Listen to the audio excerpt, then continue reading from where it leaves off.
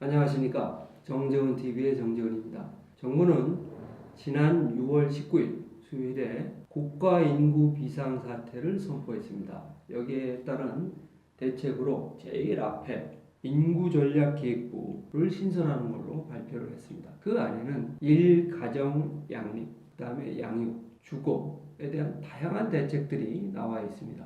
제일 중요한 것은 아마도 이 인구전략기획부를 만들려는 법안이 상정이 되어야 될 것입니다. 그런데 이 법이 출발을 하지 못하면 나머지 여러 가지 대책, 예산이 수반되지 않고 제도만 개선하는 것이 됐든 이게 제대로 힘을 받을 수 있을지에 대한 의문이 다들 가지고 있을 겁니다.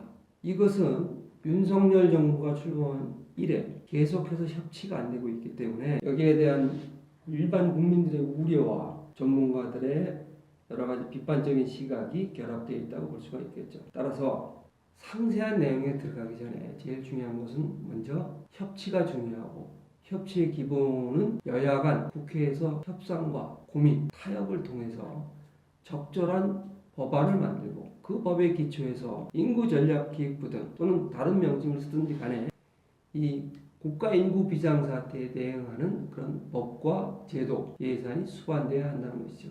여기서 우리가 또 하나 신경을 써야 될 것은 이런 타이틀이나 제목이 중요한 게 아니에요.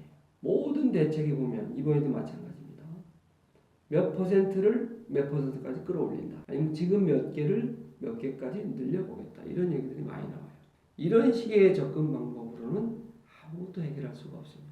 수많은 부처의 이기주의가 있기 때문에 인구전략기획부의 업무라는 것은 근본적으로 부처가 전부 합심해서 힘을 모아서 해야 되는 겁니다. 그렇기 때문에 지금 조각조각 나 있는 그러한 부처별 대책은 의미가 없고 이걸 완전히 스크랩다운한 다음에 새로운 부처가 신설이 되면 그야말로 인구 대책의 흐름을 바꿀 수 있는 새로운 변곡점을 만들어야 되고 지금까지 우리가 생각하지 않았던 완전히 새로운 방식, 상자 밖에서 들어오는 방식, 프레임을 바꾸는 방식을 통해서만이 개혁이 가능하다고 생각을 합니다. 첫 번째로 지금 여당, 정부가 생각하는 많은 사람들은 강남권의 아파트나 평창동의 단독주택단지에 계신 분들의 생각이 배어 있습니다. 그런 공간적인 지배를 완전히 벗어나야 됩니다. 두 번째, 많은 정책 결정자들이 이야기를 하고 있었습니다만은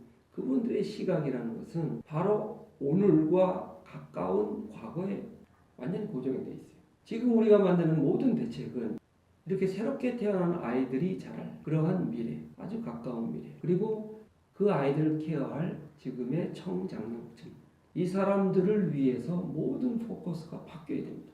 시각과 시야, 시간이 바뀌어야 된다는 말이에요. 아까 제가 공간을 말씀드렸고요. 세 번째로는 다른 사람의 말, 다른 그룹의 말, 야당의 말, 비판하는 사람들의 말을 포용해야 됩니다. 그러한 포용, 다름의 인정만이 우리가 여든 야든, 진보든 보수든 나머지 50%, 나머지 40% 아니면 콘크리트 30%층을 끌어들일 때만 인구전략기획부의 꿈, 그 목표가 달성되리라고 봅니다.